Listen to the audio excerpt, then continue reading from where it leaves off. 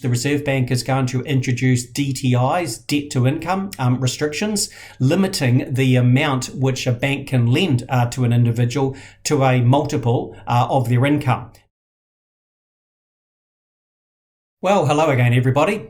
I suppose most people think I'm going to be talking about monetary policy and the Reserve Bank's review of the official cash rate, but there's something I learned a few decades back, quite frankly, that when you are just 1 or 2 days ahead of a review of the Reserve Bank's cash rate, it pays really not to say all that much because people are still going to have fresh in the mind what you just said, and sometimes, I know from experience, it can be vastly different from what the Reserve Bank actually does. Now, of course, the interest for monetary policy is that when the Reserve Bank raises the official cash rate, people generally expect it's going to lead to mortgage interest rates up going straight away. Well, of course, we've already seen mortgage rates rise by about 1.4 to 1.9% from where they were 5 or 6 months ago because the wholesale markets are anticipating that there are some rises to come from the Reserve Bank. So it's a sort of world we live in where the markets don't wait for the Reserve Bank to move. They're actually anticipating the big catch-up that's going to have to come when you've got inflation at 4.9% and the unemployment rate of 3.4%. Clearly, there is some work to be done there by the Reserve Bank.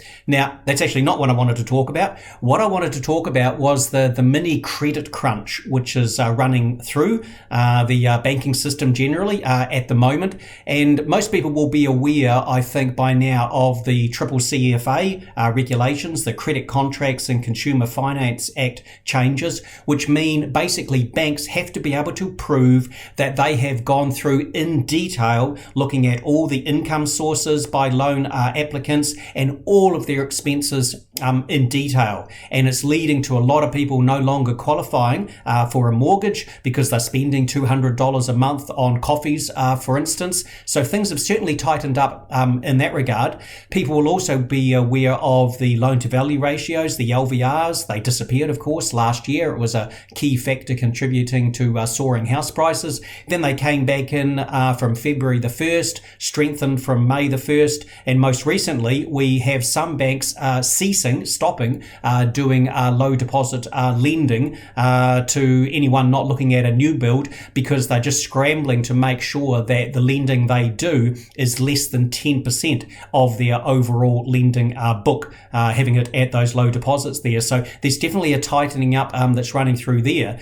The thing I wanted to talk about was at some stage, the Reserve Bank is going to introduce DTIs, debt to income restrictions, limiting the amount which a bank can lend to an individual to a multiple of their income. Now, in Ireland, that's 3.25. So the bank can't lend to a person such that their overall debt, not just that mortgage, but all the credit cards, etc., exceeds 3.25 times their gross incomes. In the United Kingdom, it's 4.25. We have some banks in New Zealand at the moment using a ratio of 6.